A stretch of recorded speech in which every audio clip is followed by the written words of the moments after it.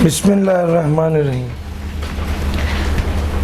जी अस्सलाम वालेकुम जी। सबसे पहले तो आपको बताता चलूँ कि आज तक मैंने आपको क्या पढ़ाया है। सबसे पहला दिन ओरिएंटेशन का दिन था। दूसरे दिन मैंने टेक्स्ट की डेफिनेशन पढ़ाई थी और टेक्स्ट क्या होता है। पहले दिन ओरिएंटेशन थी, दूसरे दिन टेक्स्ट की डेफिनेशन पढ़ाई, तीसरे दिन उससे आगे और चौथा दिन जो था वो कल था, जब मैंने पूरा शुरू से लेकर आपको कैरेक्टरिस्टिक्स ऑफ टैक्सेशन लॉज पढ़ा दिए थे। आज मैंने principle of sound taxation system पढ़ाना है, डायरेक्ट इनडायरेक्ट टैक्सेस पढ़ाने हैं और तीसरे नंबर पे मैंने इंशाल्लाह आज history of taxation in Pakistan पढ़ाकर आज हमने चैप्टर नंबर 1 को कंप्लीट करना। आप में से वो बच्चे जिन्होंने सारे लेक्चर्स शुरू से नहीं लिए और वो कोई शॉर्टकट चाहते हैं तो सिर्फ कल का लेक्चर ले लीजिए। आज को आप हमारी क्लास में कोई ऐसा बच्चा है जो पिछले जिसका आज फर्स्ट डे है, कोई ऐसा बच्चा जिसका आज फर्स्ट डे है? जी ये खान साहब आपने इन तीनों भाइयों को नोट्स दे दीजिए। अच्छा, ये सारे बच्चे जिनका आज फर्स्ट डे है उन लोगों को ये गाइड करूंगा कि अगर वो शॉर्टकट चाहते हैं तो सिर्फ कल का लेक्चर लीजिए। शॉर्टकट क्या बता रहा था, कल का लेक्चर ले लें। वो बच्चे जिनका आज फर्स्ट डे है या वो बच्चे जो जिन्होंने भी ज्वाइन किया है, आज पहले दिन पढ़ा है, कल का और आज का लेक्चर ले लें तो आप शॉर्टकट ये है कि आपका मेजर काम हो जाएगा। हाँ, अलबत्ता ओरिएंटेशन के अंदर बहुत सी बातें ऐसी की थी जो सब्जेक्ट की अंडरस्टैंडिंग के लिए ज़रूरी हैं। बाद में जब 1 महीना 2 महीना गुजरेगा, आपको सीनियर आपको बताएगा ना कि इस सब्जेक्ट में कोई एमसीक्यू नहीं होता, तो आप कहेंगे यार तुमने बड़े गुर की बात बताई है, मुझे नहीं पता था।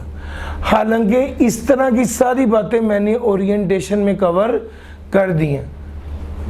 अब जो बच्चा ओरिएंटेशन वाली क्लास नहीं लेता और उसको महीने बाद 2 महीने बाद पता चलता है कि 80% 85% न्यूमेरिकल आता है, तो वो हैरान हो कहता है कि अच्छा मुझे तो ये बात किसी ने नहीं बताई थी। सर ओरिएंटेशन में ओवरऑल डिस्कशन थी और ये वाली सारी बातें थी। हमारे पास जब रिवीजन में कुछ बच्चे आते हैं जिन्होंने शुरू की क्लासेस नहीं ली होती, तो वो ये बात आगे कहते हैं कि सर रिवीजन में आपने ये सारी बातें बताई, ये बड़े काम की बातें थी। तो मैं कहता हूँ मैंने ये रिवीजन में नहीं बताई, मैंने सबसे पहली क्लास में भी बताई थी। क्योंकि बच्चे ने लेट ज्वाइन किया होता है, 2 दिन 4 दिन बाद ज्वाइन किया होता है, तो उसे ये लगता है कि उसे पता ही नहीं होता कि पहले दिन क्या बात हुई थी। पहले दिन मैंने टैक्स की बात, टैक्स को ऊपर समझाना शुरू किया ही नहीं था। किताब का सिर्फ ये बताया था कि क्या नाम है और किस किताब से पढ़ना है। इसके अलावा सारी बातें मैंने सारी किस तरह पढ़ना है, कैसे पढ़ाया जाएगा, आपसे क्या एक्सपेक्टेशन है, ये सारी बातें मैंने फर्स्ट डे कर दी हुई हैं। तो प्लीज़ उसको एक बार 2x पर देख लें, मसला नहीं है, वो कौन सी याद करने वाली बात। तो फिर आहिस्ता आहिस्ता आपको अगर कल का लेक्चर पढ़ के लगे कि सर ने तेज़ी में चीज़ें कराई हैं, तो आप लेक्चर 1 लें, फिर आपको पता चलेगा यार सर ने कितनी आराम से हर बात बताई है। लेक्चर 2 लें, लेक्चर 3 लें, ठीक है, इस तरीके से चलें। हमने टैक्सेशन भी पढ़ा दिया, ऑब्जेक्टिव ऑफ टैक्सेशन भी पढ़ा दिया, नॉन रेवेन्यू ऑब्जेक्टिव्स भी पढ़ा दिए हैं, और उसके बाद tax as a mean of development, ये सारी डिस्कशन हुई थी। एडम स्मिथ क्या कहता है, principle of levy of taxation, kinds of taxation, ये वाली बातें मैंने आपको कल यहाँ तक पढ़ाया, और कैरेक्टरिस्टिक्स ऑफ टैक्स लॉज यहाँ तक मैंने पढ़ा दिया था। जी किसी बच्चे का कोई सवाल है तो पूछ लें।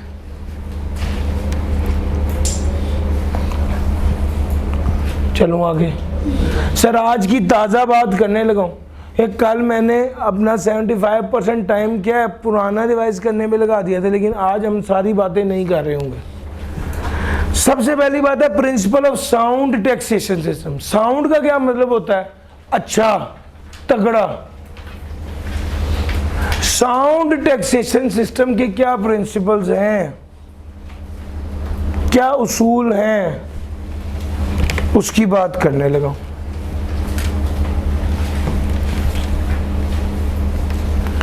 सबसे पहले आ गया फिस्कल एडिक्वेसी, माली तौर पर काफी होना। फिस्कल कहते हैं माली, एडिक्वेट कहते हैं काफी होना। तो माली तौर पर काफी होना। अब गेम क्या है सुने।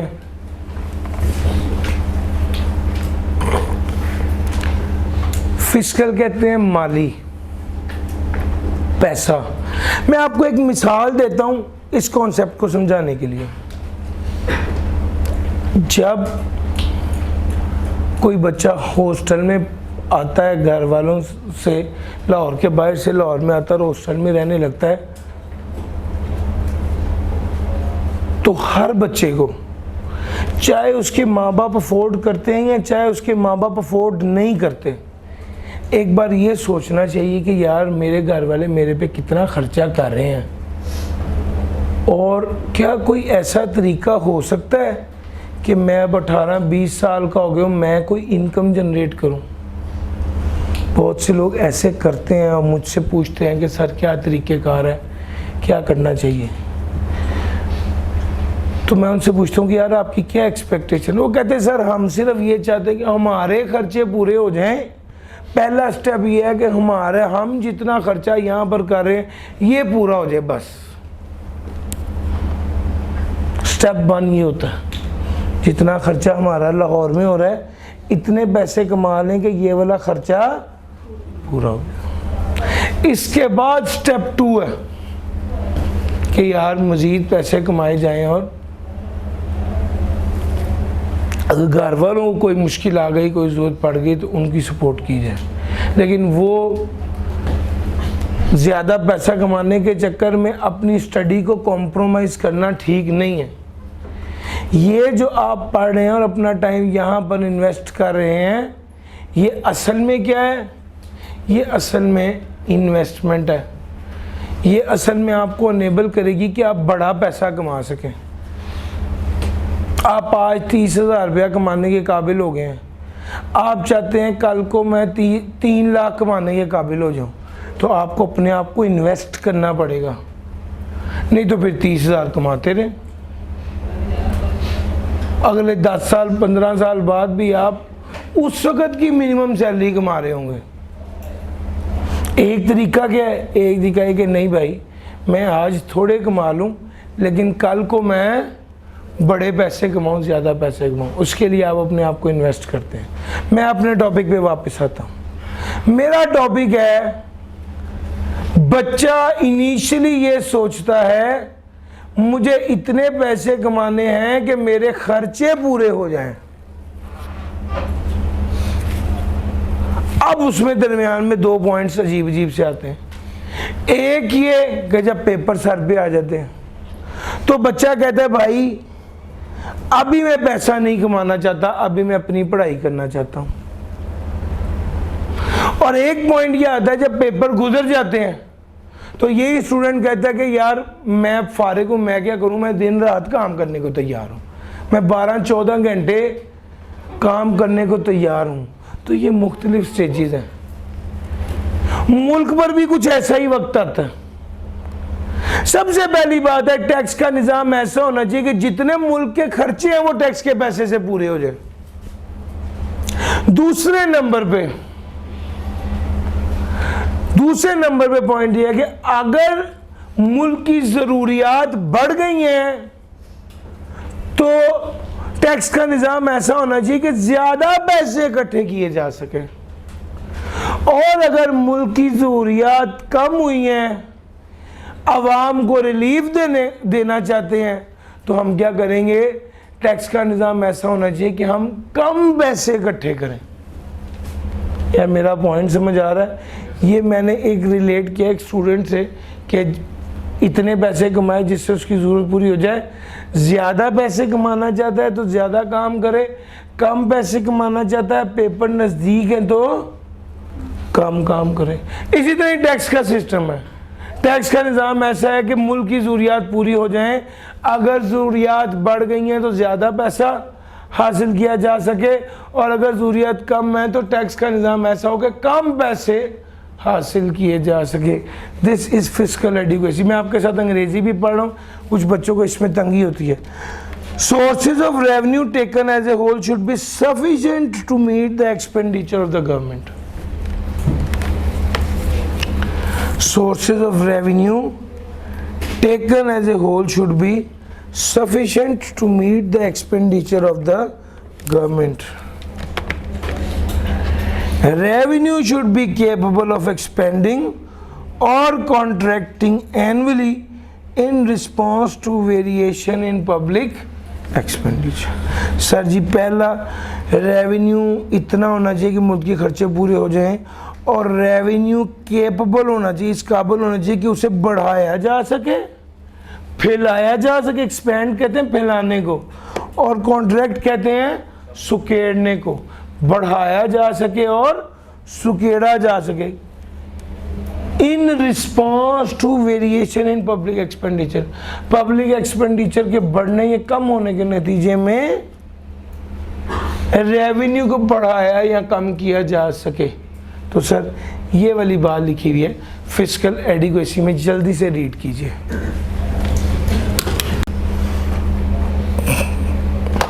Tax levied must be based upon the ability of the citizen to pay. जो टैक्स लागू किया गया है वो एबिलिटी टू पे की बेस पे होना चाहिए, यानी जिसकी जितनी हैसियत है उसको उतने ज़्यादा परसेंट टैक्स देना चाहिए। Administrative feasibility, tax should be clear and plain to tax payer. इसका क्या मतलब है सर? ये कभी पहले पढ़ा है आपने? यस, एडम स्मिथ में सर्टेनिटी में यही तो पढ़ा था कि it should be clear and plain, enforceable by the adequate and well-trained public officials, convenient as to time and manner of payment. तीसरा पॉइंट पहले पढ़ने लगा हूँ, convenient as to time and manner of payment. ये कभी पहले पढ़ा है? ये भी एडम स्मिथ में पढ़ा है। Not unduly burdensome to discourage business, ये कभी पहले पढ़ा है? इकोनॉमी ऑफ कलेक्शन, ये भी पहले पढ़ा है। तो 1, 2, 3 ये तीनों बातें पहले पढ़ चुके हैं। जी, enforceable by the adequate and well trained public officials, ये वाली बात आप पहली बार पढ़ोगे। एफबीआर के अंदर काम करने वाले लोग तादाद में भी काफ़ी होने चाहिए, तादाद में भी काफ़ी होने चाहिए और काबिलियत में भी काफ़ी होने चाहिए। तादाद में भी काफ़ी होने चाहिए और काबिलियत में भी काफ़ी होने चाहिए। कंसिस्टेंसी और compatibility with economic goals. Sir ji एक स्टूडेंट से मैंने पूछा है कि यार तुम पीआरसी पास की है, कैफ में तुम जा रहे हो, कैफ के बारे में क्या प्लान है? मैं कहा सर इंशाल्लाह 1 साल में काट के रख देंगे, क्लियर कर देंगे। मैंने कहा माशाल्लाह। मैं कहा तो इस अटेंड में कितने पेपर दे रहे हो? कहता है 2।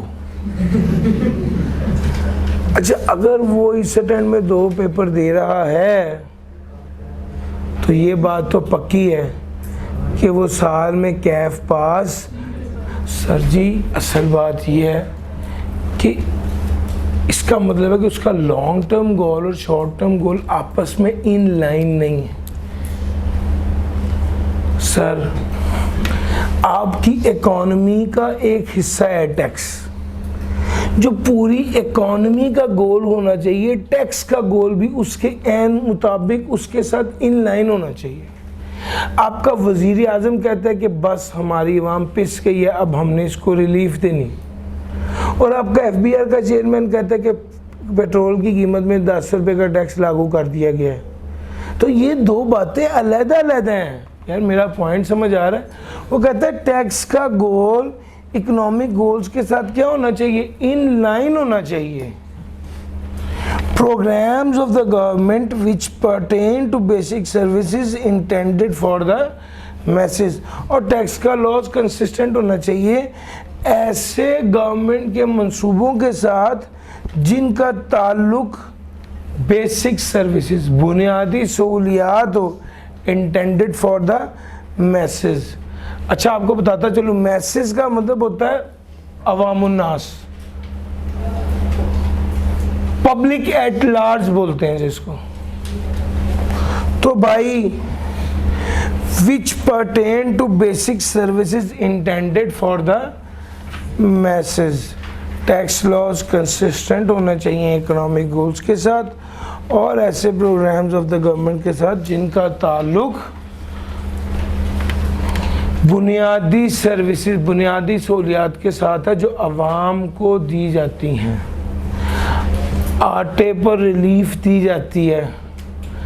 अगर गवर्नमेंट कह रही है कि हमने सस्ती रोटी जो है वो मुहैया करनी है सारी आवाम को और आटे पर टैक्स लगा दिया जाता है, तो ये क्या है, टैक्स का लोग जो गवर्नमेंट के प्रोग्राम्स हैं जो आवाम के उसके साथ कंसिस्टेंट नहीं है। क्या मेरा पॉइंट समझ आ रहा है? तो वो कहते हैं program which pertain to basic services, बुनियादी सहूलियात किसके लिए, आवाम के लिए। Sir ji principles of sound taxation system में मैंने चारों बातें बता दी, जल्दी से एक बार रीड कर लें फिर मैं आगे चलूँगा। जी एक स्टूडेंट ने ये वाला पॉइंट कहा, not unduly burdensome to discuss, tax इतना ज़्यादा नहीं होना चाहिए कि बिजनेस ही डिस्करेज हो जाए। यानी आप 100 रुपये कमाते हैं और आपका 85 रुपये टैक्स लग जाता है तो आप कहेंगे छोड़ो लानत भेजो मैं नौकरी कर लेता हूँ। सर समझ आ रही है, इसका ये मतलब है। लो सर एक बार इसको रीड कर लें फिर आगे चलते हैं। सर जी अगला पॉइंट है different taxation laws of Pakistan. उससे कहा है 2 तरह की मेन टैक्स लॉज हैं। एक को कहते हैं 2 तरह के टैक्सेस हैं, एक को कहते हैं डायरेक्ट टैक्स और एक को कहते हैं इनडायरेक्ट टैक्स। हर वो टैक्स जो टैक्स पे डायरेक्टली गवर्नमेंट को जमा कराता है उसको डायरेक्ट टैक्स कहते हैं, और वो टैक्स जो इनडायरेक्टली गवर्नमेंट को जमा कराया जाता है उसको इनडायरेक्ट टैक्स कहते हैं। क्या मतलब, वो टैक्स पे जिसका खुद हिसाब लगाता है और एफबीआर को खुद जमा कराता है वो डायरेक्ट टैक्स है। लेकिन वो टैक्स कि टैक्स पेयर किसी तीसरे बंदे को टैक्स दे देता है और वो आगे फिर एफबीआर को जमा कराने का जिम्मेदार होता है। यानी टैक्स पेयर खुद एफबीआर को जमा नहीं कराता। एग्जाम्पल लीजिए, सर आप जूस पीते हैं, जूस के ऊपर लिखा हुआ है 43 रुपये का 43 का जूस और 17 रुपये का टैक्स, ठीक है। ये जो 17 रुपये का टैक्स है उसके ऊपर लिखा हुआ है, ये आप किसको दे देते हैं, दुकानदार। आप खुद उसे ये तो नहीं कहते कि ये 43 पकड़ो 17 रुपये मैं जानूँ और एफबीआर जानूँ, आप ऐसे तो नहीं ना करते। आप उसको पूरे साथ में, नहीं तो वो आपको जूस ही नहीं देगा भाई। वो 17 रुपये लॉ कहता है आप उसको दे दीजिए, आप इंटरमीडियरी के जरिए वो टैक्स जमा करें। सर आपको पता है जो पेट्रोल आप डलवा रहे हैं उस पेट्रोल पर भी टैक्स है, 50 रुपये का टैक्स है, 200 रुपये का फ्यूल है। आपने उसको कहा भाई फ्यूल डालो, उसने लीटर फ्यूल डाल दिया, आपने उसको 200 रुपये दिया और कहा 50 मैं खुद एफबीआर को दे दूंगा। ऐसा नहीं होता। आपको वो तो कह रहा है ये इनडायरेक्ट टैक्स है, आप इंटरमीडियरी को दे दें। इनडायरेक्ट टैक्स किसको दे दें, इंटरमीडियरी को टैक्स दे दें। तो भाई this is indirect tax, intermediary को टैक्स दे दें।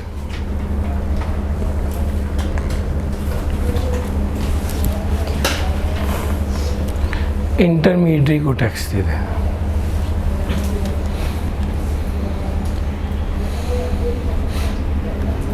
तो डायरेक्ट टैक्स और इनडायरेक्ट टैक्स तो आपको समझ आ गया।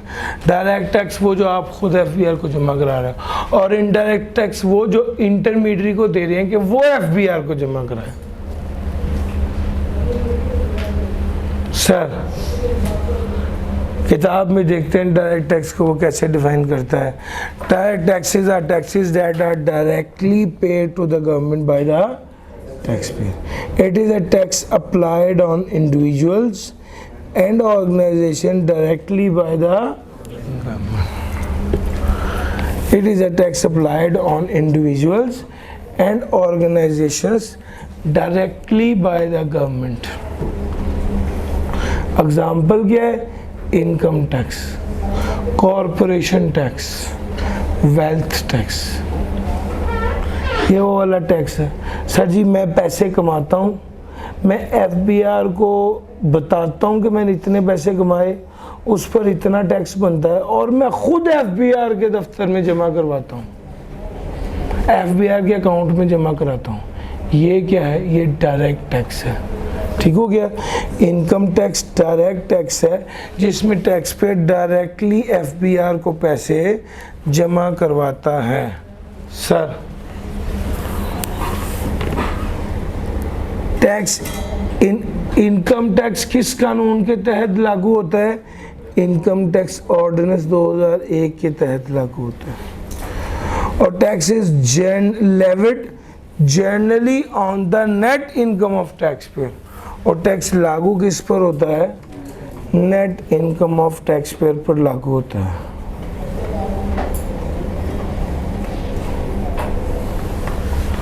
तो taxes are levied generally on the net income. Tax लागू होता है नेट इनकम का क्या मतलब होता है? सर नेट एसेट क्या होते हैं? Asset minus liability. तो नेट इनकम क्या होगी?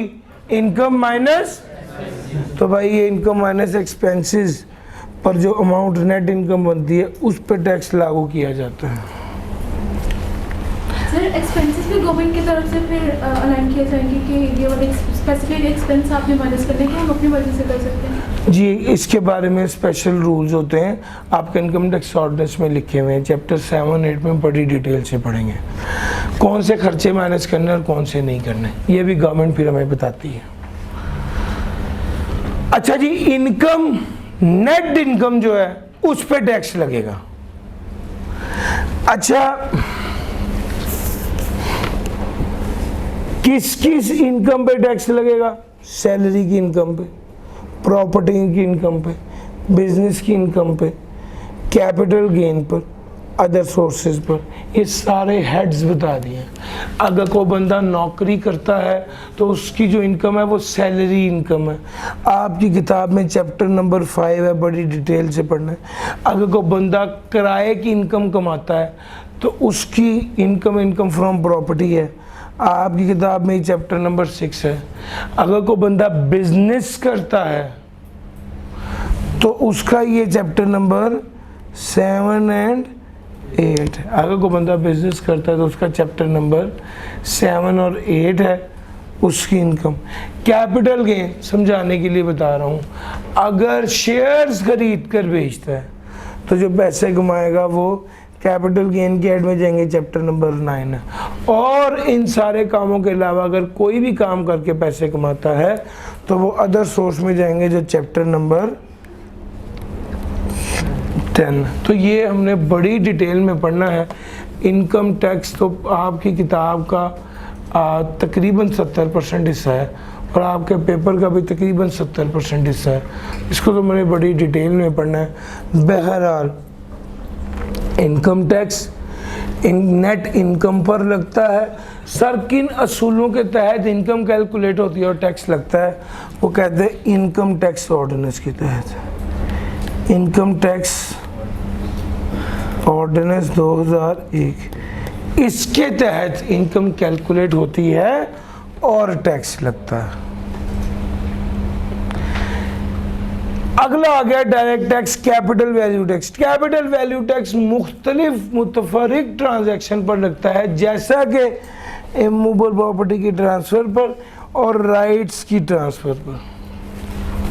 बस इतनी सी बात आपके पूरे टैक्स के कोर्स में, ये डेडलाइन इसके बारे में लिखी है, इतना ही पढ़ना है और इतनी इसकी वर्थ है कि इमूवेबल प्रॉपर्टी की ट्रांसफ़र या राइट के ट्रांसफ़र पर ही कैपिटल वैल्यू टैक्स लागू होता है।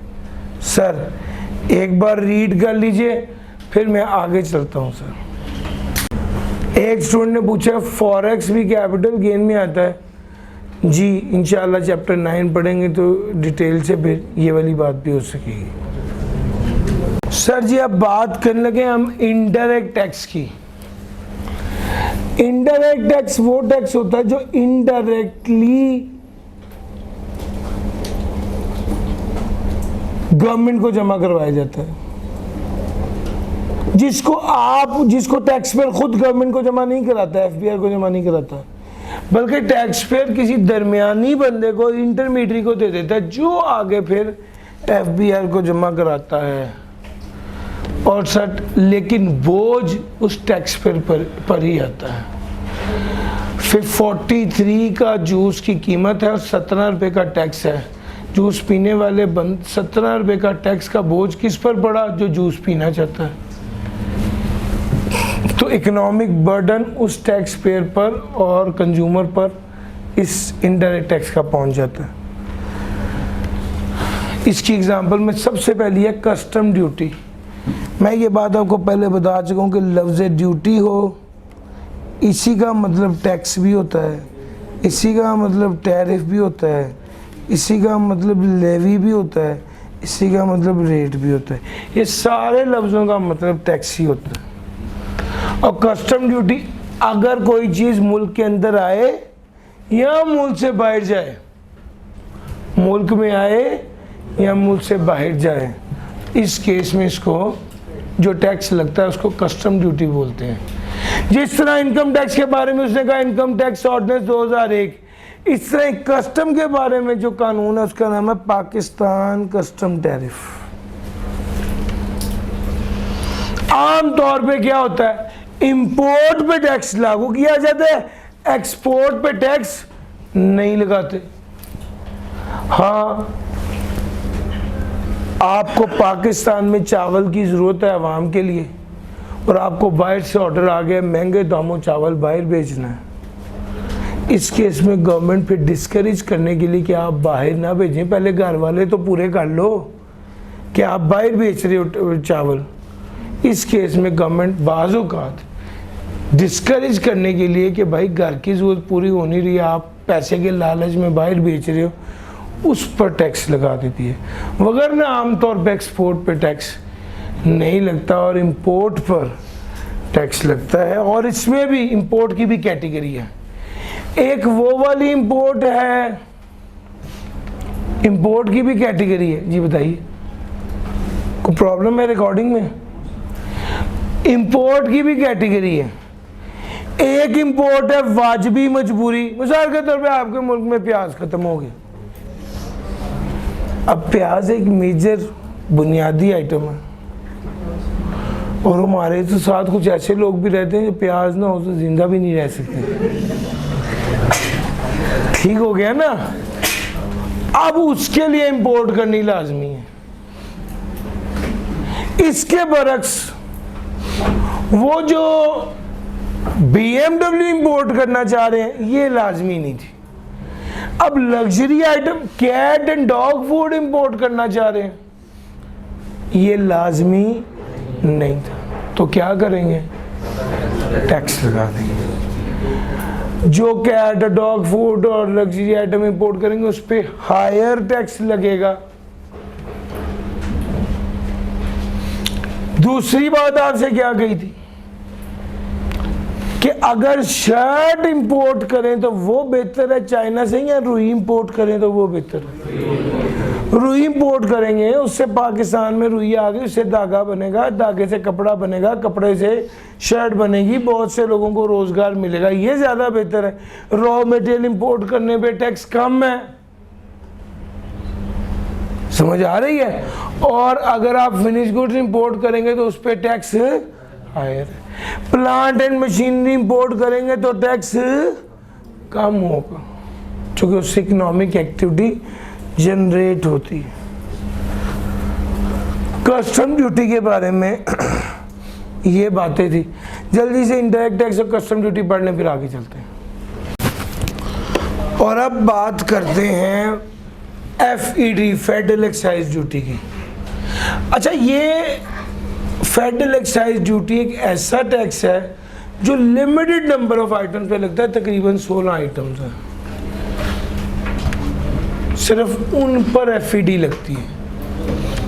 फेडरल एक्साइज ड्यूटी ये टैक्स ही है, लिमिटेड नंबर ऑफ आइटम्स पर लगता है।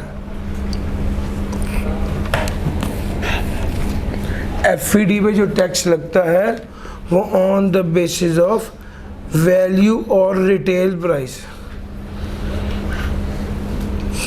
FED is charged on the basis of value or retail price. Some items are chargeable to tax on the basis of weight or quantity. Exports are, sir ji, और दूसरी एक ख़ास बात ये है, FED सिगरेट पे लगता है, सीमेंट पे लगता है, तंबाकू पे लगता है, बैंकिंग सर्विसेज पर लगता है। इस तरह की आइटम्स हैं जिस पर FED लगती है, लिमिटेड आइटम्स है। ख़ास बात ये है कि आपके जहन में यही होगा कि FED कीमत पे लगती है, 100 रुपये की चीज़ है उस पर टैक्स लगेगा 18 रुपये, लेकिन ज़रूरी नहीं होता कि FED कीमत पे लगे। बाज़ों का FED किलो के हिसाब से लगता है। क्या मतलब, तंबाकू 1 किलो तंबाकू पे 300 का टैक्स लगेगा। अब तंबाकू का रेट 3000 है तो भी 300 टैक्स लगेगा, अगर तंबाकू का रेट 5000 है तो भी 300 रुपये टैक्स लगेगा। चूंकि टैक्स जो है वो किस बेस पर लग रहा है, किलो के हिसाब से लग रहा है, कीमत के हिसाब से लग ही नहीं रहा। सिगरेट पे यूनिट के हिसाब से, क्वांटिटी के हिसाब से लगता है। सर समझ आ रही है? तो FED क्वांटिटी और वेट के हिसाब से भी लागू की जाती है कुछ चीज़ों पे। कुछ चीज़ों पे ये वैल्यू की बेस पर लगती है। अच्छा जनाब, सेल्स टैक्स तकरीबन 25 से 26% का पेपर इस एरिया में से आता है। बड़ी डिटेल से हमने इसको पढ़ना है। सेल्स टैक्स क्या होता है और कितने पे लगता है। सेल्स टैक्स जो है वो, अगर कोई बंदा कोई चीज़ इंपोर्ट करे या कोई चीज़ बेचे, गुड्स हो या सर्विसेज प्रोवाइड करे, या गुड्स बेचे या इंपोर्ट करे, उस पर सेल्स टैक्स लेगा कितने %? 18%। 18%। ठीक हो गया सर जी? देखिएगा यार, ये स्पेस एक एक्स्ट्रा, इसको रिमूव करें। डन हो गया सर जी?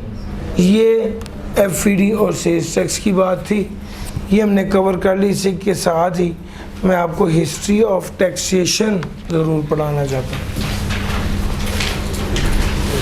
ICAP की किताब में हिस्ट्री ऑफ टैक्सेशन काफ़ी मुश्किल लिखा हुआ है, मैंने उसको आसान करके ईयर वाइज डिटेल बना दी। सर जी, 1857 में जंग आज़ादी हुई थी। उस वक़्त यहाँ पर पाकिस्तान में हुकूमत कौन कर रहे थे? अंग्रेज़ गोरे हुकूमत कर रहे थे।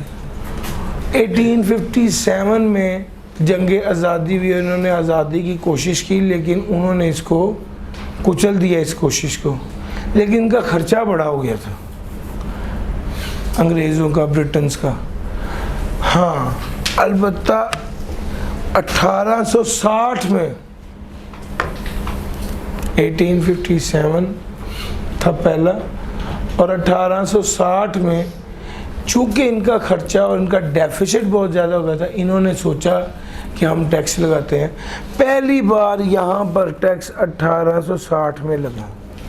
ब्रिटिश एम्पायर ने फॉर्मल इनकम टैक्स इंट्रोड्यूस किया है 1860 में।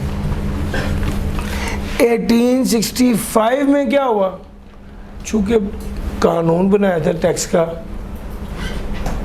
कानून याद रखिएगा, जब भी बनाया जाता है उसकी ख़ास बात ये होती है कि जो अच्छा कानून होता है वो आगे आने वाली सारी बातों को कंसीडर करके बनाया जाता है, तो वो ज़्यादा टाइम गुजारता है। उन्हें कानून बनाया, थोड़े अरसे बाद उसमें ऐसी चीज़ें तब्दीली आ गई माहौल में कि वो कानून एप्लीकेबल रहा ही नहीं। और 1860 में वो कानून बना और 65 में क्या हो गया, रिपील हो गया, यानी मनसूख हो गया, ख़त्म हो गया। 1860 में बना है और 1865 में हल्का कानून था। आपको बताऊं, कानून जितना अच्छा होता है उतनी देर लास्ट करता है, उतनी देर बरकरार रहता है। अल्लाह ताला ने अपनी किताब नाजिल की कुरान पाक कब, 1400 साल पहले। उसके बाद तरक्की हुई, गाड़ी बनी, रेलगाड़ी बनी, हवाई जहाज बना, इतनी तरक्की हो गई, लेकिन अभी भी वो किताब ऑब्सोलीट नहीं हुई। यानी अगर कुरान पाक में ये लिखा होता कि इंसान सिर्फ ज़मीन पे चलेगा, तो जब हवाई जहाज बनता तो हम कहते कि भाई ये वाली किताब अब पुरानी हो गई है, ये तो अब हम पे एप्लीकेबल है ही नहीं, इंसान तो हवा में भी उड़ता है। मेरा पॉइंट समझ आ रहा है? लेकिन ये एक ऐसी किताब है, ऐसा कानून है जो अल्लाह ताला का है, जो क़यामत तक के लिए एप्लीकेबल है।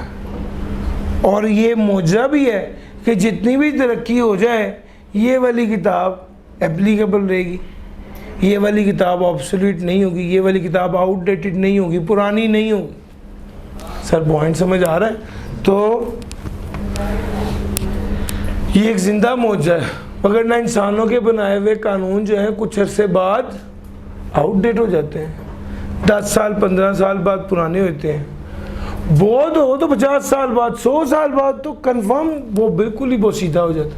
ये कैसा कानून है जो 1400 साल से अभी भी उसी तरह ही एप्लीकेबल है, लागू हो रहा है, रेलिवेंट है। बहरहाल 1860 का जो कानून था वो माठा था, 65 में मनसूख हो गया। फिर इन्होंने 1886 में एक बड़ा अच्छा कानून बनाया।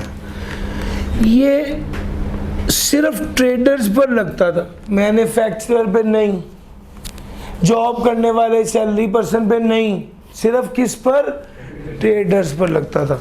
और पूरे पाकिस्तान में नहीं, मुख्तलिफ बड़े प्रोविंसेस पर सिर्फ एप्लीकेबल था। ये वाला कानून बना और ये लागू रहा। फिर आ गई जंग-ए-अज़ीम, 1914 से 1918 तक वर्ल्ड वॉर 1 रही। 1917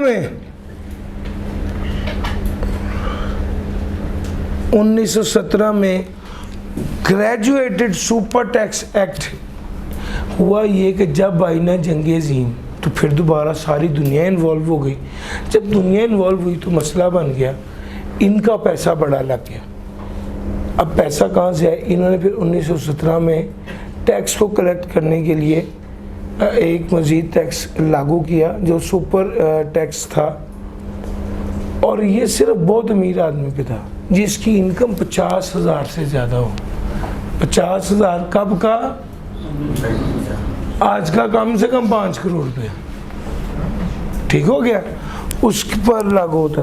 और अनडिस्ट्रीब्यूटेड प्रॉफिट ऑफ कंपनीज पे लागू, अनडिस्ट्रीब्यूटेड प्रॉफिट्स ऑफ कंपनीज पर लागू होता था। अनडिस्ट्रीब्यूटेड प्रॉफिट क्या होते हैं? सर जी सेल की है ना आपने 100 रुपये की, कॉस्ट ऑफ गुड्स सोल्ड थी 30 रुपये की, क्रॉस प्रॉफिट था 70 रुपये का, अदर एक्सपेंसेस थे 20 रुपये के, फिर आ गया 50 रुपये का नेट प्रॉफिट, इसके बाद दिया टैक्स 10 रुपये का, इसके बाद आ गया प्रॉफिट आफ्टर टैक्स 40 रुपये। ये प्रॉफिट आफ्टर टैक्स है। इसमें से आप देते हो डिविडेंड,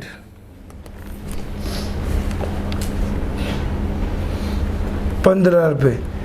ये डिविडेंड डिस्ट्रीब्यूट हो जाता है। बकाया जो 25 रह गया ये क्या है? ये है अनडिस्ट्रीब्यूटेड प्रॉफिट्स। मेरा पॉइंट समझ आ रहा है? अनडिस्ट्रीब्यूटेड प्रॉफिट्स पर टैक्स लगा था और 50,000 से ऊपर की इनकम पर टैक्स लगा था। 1918 में 1917 में ये हुआ था और 1918 में फिर तरमीम हुई थी जंग की वजह से। 1920 में फिर दोबारा 1917 के कानून में तरमीम हुई थी, लेकिन 1922 में सबसे अच्छा कानून बनाया था, जिसमें 1886 वाला कानून प्लस 1917 वाला प्लस 1918 वाला प्लस 1920 वाला, इन सारे कानून को मर्ज करके कंबाइन करके एक बेहतरीन कानून बनाया गया था, जिसका नाम था इनकम टैक्स एक्ट 1922। ये कानून जब बना है ना, तो ये बहुत अच्छा कानून था, ये चलता रहा। 1947 में क्या हुआ, पाकिस्तान बन गया। पाकिस्तान ने यही गोरे का बना हुआ कानून एज इट इज अडॉप्ट कर लिया, पकड़ लिया, और चलता रहा जाके 1979 में पाकिस्तान ने पहला अपना कानून बनाया टैक्स का। यानी 47 से लेके 79 तक कौन सा कानून चलता रहा, गोरों का ही चलता रहा, with some slight changes, amendments. फिर इसके बाद 1979 में ज़ियाउल हक के दौर में पहला कानून बना था, और उसके बाद 2001 में परवेज़ मुशर्रफ के दौर में अगला कानून बना था। 23 साल बाद ये भी पाकिस्तान का कानून था, यानी पाकिस्तान पर एप्लीकेबल हुआ। After 23 years of its existence a new ordinance that is income tax ordinance 2001 was announced on 13 सितंबर 2001। ये वाला कानून आज तक चल रहा है। ये वाला कानून आज तक चल रहा है। मेरा आपसे एक सवाल है सर, 2001 में तो आप में से मेजॉरिटी लोग पैदा भी नहीं हुए थे, ठीक है। मेरा सवाल ये कि इतना पुराना कानून आज तक चल रहा है, कैसे मुमकिन हो सकता है? सर अच्छा तो कानून है, लेकिन एक मसला है ना सर, 2001 में सोना 4000 रुपये तोला था, आज 3 लाख रुपए तोला है। चीजें तो कहाँ की कहाँ बदल गई सर।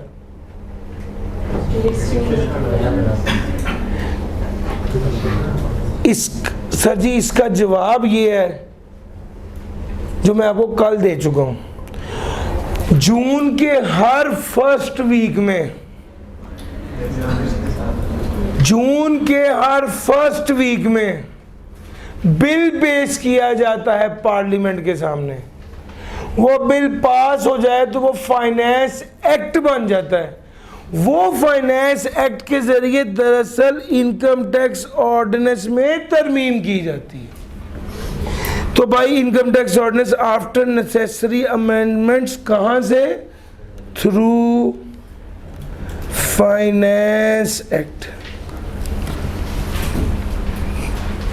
सिर्फ फाइनेंस एक्ट नहीं है, इसके अलावा सदर का ऑर्डर आ जाए तो भी काम बन जाता है। मैं तो आपको एक मिसाल के तौर पे समझा रहा हूं कि भाई असल में उससे हर साल, अभी इस वक्त टैक्स का कानून के मुताबिक जिसकी इनकम 6 लाख है उस पर कोई टैक्स नहीं है।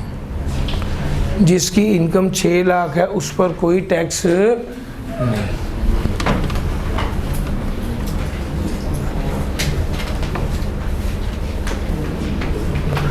Income tax ordinance 2001 after necessary. और सर समझ आइए, history of taxation in Pakistan, ये सर इसका ओवरव्यू लेना है, इसको याद करना है। सर जी पास पेपर से देखेंगे तो भी आपको अंदाजा, इसमें से आज तक कभी सवाल नहीं आया, लेकिन आप इसको इस वक्त इस ईयर वाइज चीज़ों से याद रखेंगे तो ये बेहतर तरीके से रिटेन हो जाएगा। पेपर के करीब तो बंदा ये बात कहता है जाके कि भाई इसको क्रैम ना करो, लेकिन अभी जब पढ़ाई आज के दिन में इतना सा है तो मैं आपको आज ही कह दूं कि इसको याद ना करो तो वो ठीक नहीं है। ईयर वाइज चीज़ों को समझेंगे तो ये याद हो जाएगा, समझ आ जाएगा। सर जी पास पेपर आपको मैंने कहा था आपने करके आने हैं।